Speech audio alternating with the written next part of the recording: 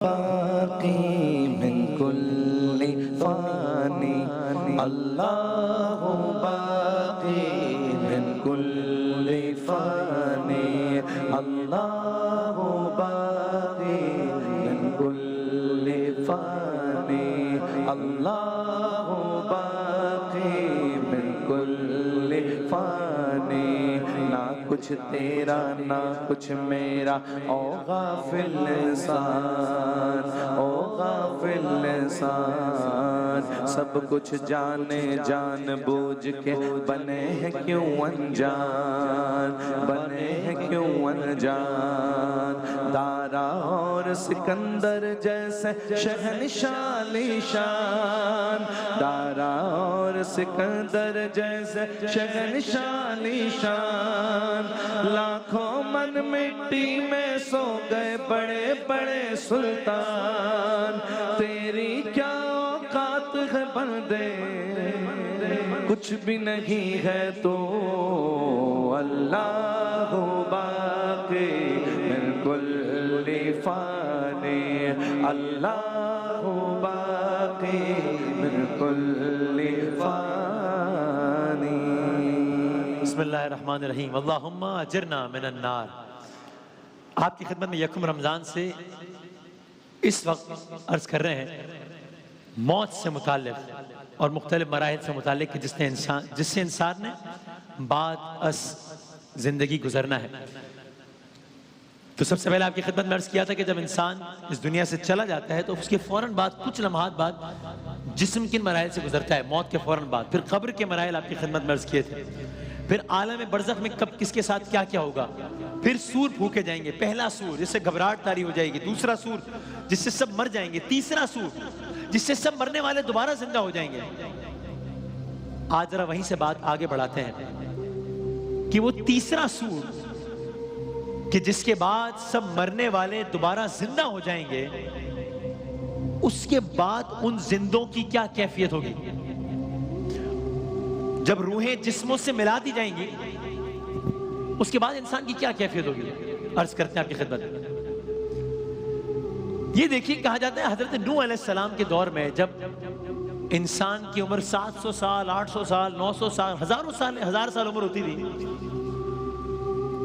تو بتایا جاتا ہے کہ اس وقت ایک شخص نے دوسرے سے کہا کہ بھئی کچھ خبر ہے، کچھ اندازہ ہے، ایک دور ایسا آئے گا جب معلوم ہے لوگوں کی عمریں کتنی ہوں گی؟ کہا کتنی؟ کہا ایک دور ایسا آئے گا جب لوگوں کی عمریں ہوں گی 60 سال 70 سال یہ عمر ہوگی۔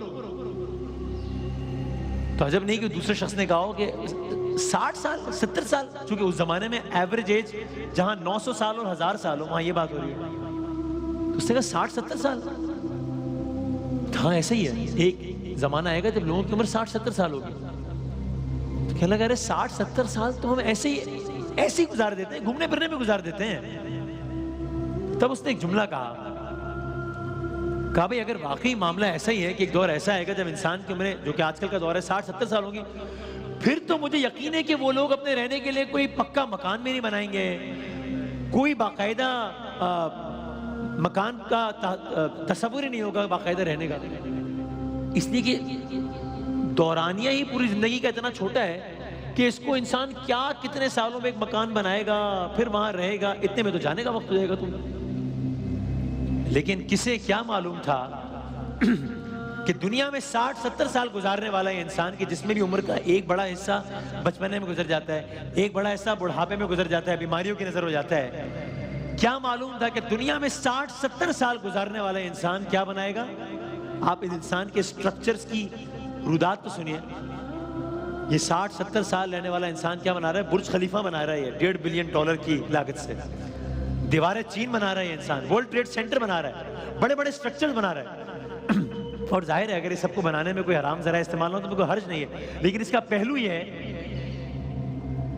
کہ جو کہ مجھے میرے ایک استاد نے مجھ سے ایک بات کہی، مجھے یہ بات آتی ہے ذہن میں جب میں یہ سب دیکھتا ہوں یا سوچتا ہوں تو، کہ ایک عجیب بات کی مجھے استاد نے کہا، بہت عجیب ہے کہ یہ دنیا کی زندگی جس کے بارے میں انسان کو یقین ہے کہ 50-60 سال سے زیادہ نہیں ہوگی، اس کی تیاری انسان ایسے کرتا ہے جیسے اسے یقین ہو کہ اس نے یہاں سے کبھی جانا ہی نہیں ہے، اور وہ زندگی جس کے بارے میں یقین ہے کہ وہ 50-60 لاکھ سال سے زیادہ ہوگی، اس کی تیاری ایسے کرتا ہے جیسے کبھی وہاں پر جانا ہی نہیں ہے۔ تو لیکن یہی انسان جب آخرت میں دوبارہ اٹھے گا تو کیا کہہ رہا ہوگا؟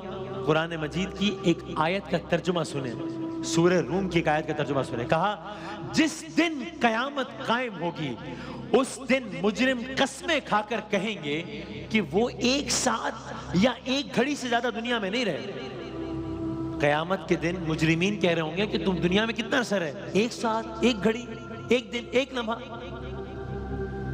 تو یعنی ممکن ہے کہ جب اسی سیریز کے آغاز میں ہم نے حضرت عزیر علیہ السلام کا قصہ آپ کی خدمت میں عرض کیا تھا، اصحاب کہف کا قصہ آپ کی خدمت میں عرض کیا تھا کہ کس طریقے سے وہ 100 سال سوئے رہے، کس طریقے سے وہ ایک اندازے کے مطابق 309 سال سوئے رہے۔ تو حضرت عزیر اور اصحاب کہف کے واقعات سن کر حیران ہو جانے والے ہم انسان محشر میں خود یہی کہہ رہے ہوں گے کہ ہم دنیا میں ایک ساتھ کے لیے آئے تھے، ایک گھڑی کے لیے آئے تھے، اس سے زیادہ نہیں آئے تھے۔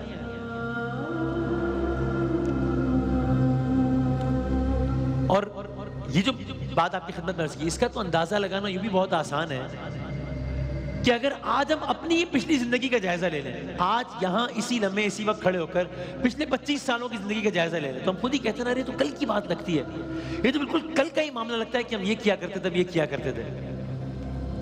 تو ہاں، لیکن وہ ایک دن تو دنیا کی زندگی کیسی لگے گی؟ دنیا کی پوری دنیا کی زندگی لگے گی جیسے ایک دن کی زندگی تھی۔ اور وہ ایک دن کیسا لگے گا قیامت کا؟ وہ ایک دن ایسا لگے گا جس کے بارے میں خود قرآن مجید نے کہا 50 الف سنہ، وہ ایک دن جس کی مقدار 50,000 سال ہوگی، 50,000 سال۔ تو روز محشر یہ عجب عالم ہوگا مجرمین کا کہ وہ دنیا کی زندگی کو کہہ رہے ہوں گے کہ وہ ایک دن جیسی تھی، اور وہ ایک دن ان کو گزارنا ہوگا 50,000 سال کا۔ ہاں، اسی ایک دن کے بارے میں یہ کہا گیا کہ جن سے خدا خوش ہوگا، اللہ کے حبیب جن سے خوش ہوں گے، ان کو اسی ایک دن کی اس لینتھ کا اندازہ ہی نہیں ہوگا اور وہ دن گزر جائے گا۔ اب سرکار دو عالم صلی اللہ علیہ وآلہ وسلم کی حدیث کا مفہوم سنیے کہ کس طریقے سے انہوں نے سمجھایا، ایک کمپیریزن دیا کہ یہ دنیا کی زندگی کیا ہے اور اس کے مخالف آخرت کی زندگی کیا ہے۔ صحابہ کرام کے ساتھ تشریف فرما تھے اور یہ سمجھا رہے تھے کہ دنیا کی زندگی بمقابلہ آخر کی زندگی کیا ہے۔ فرمایا، ایک مثال دے کر سمجھایا جس کا مفہوم ہے کہ فرض کرو ایک سمندر ہے، بہتا سمندر ہے، آپ بھی امیجن کر لیجئے ہم یہاں ساحل سمندر پہ چلے جائیں، تاحت نگاہ پانی پانی ہے، تاحت نگاہ سمندر ہے۔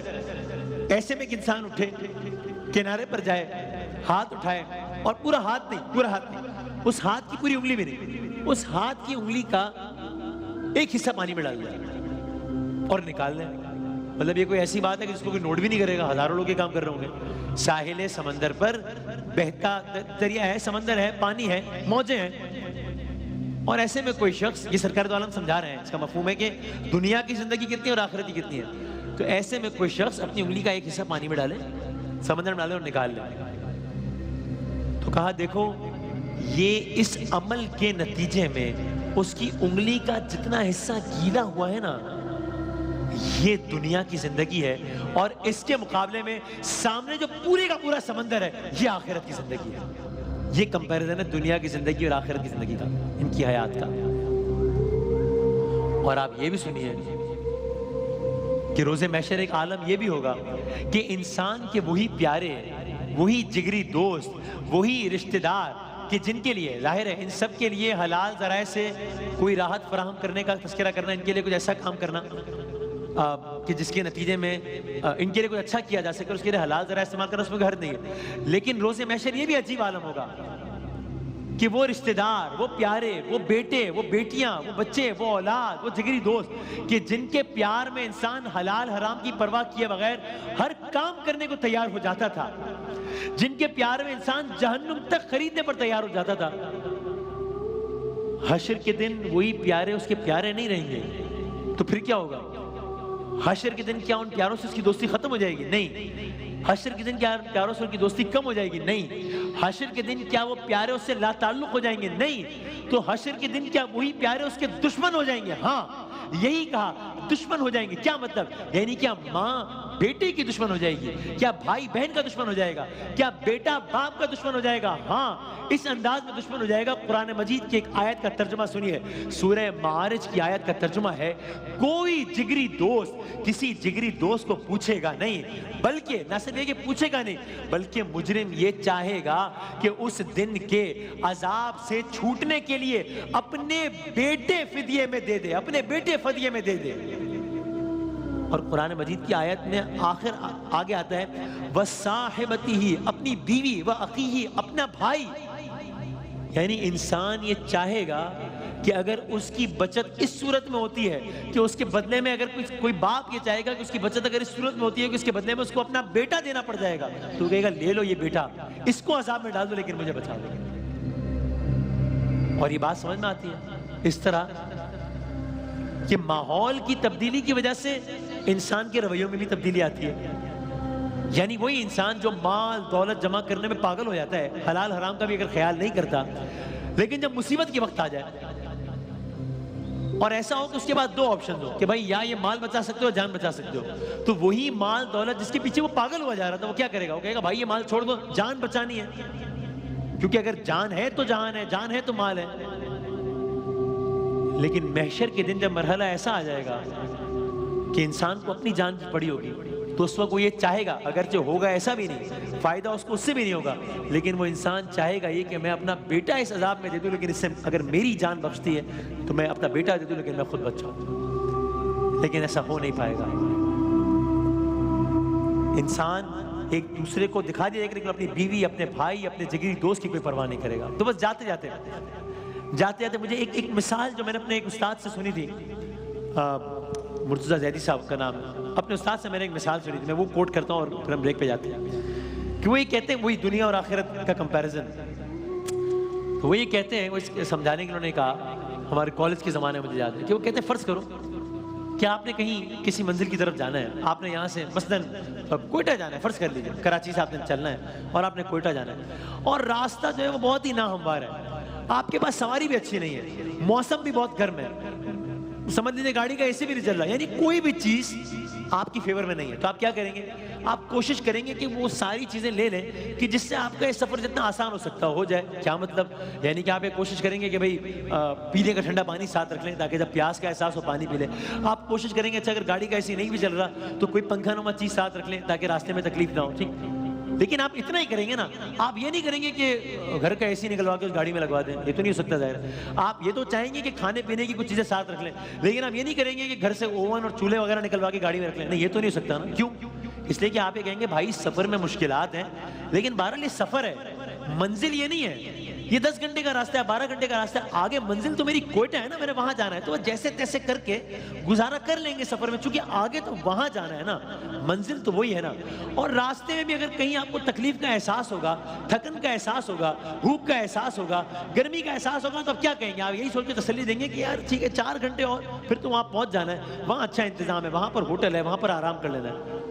کہا بس یہ معاملہ ہے دنیا، اس دنیا کا اور اس دنیا کا، کہ انسان یہ سمجھے اس دنیا کو کہ بس یہاں تو بس اس طریقے، یعنی اصل منزل یہ نہیں ہے، اصل منزل وہ ہے، لیکن انسان نے اس راستے کو اپنی منزل جان لیا ہے۔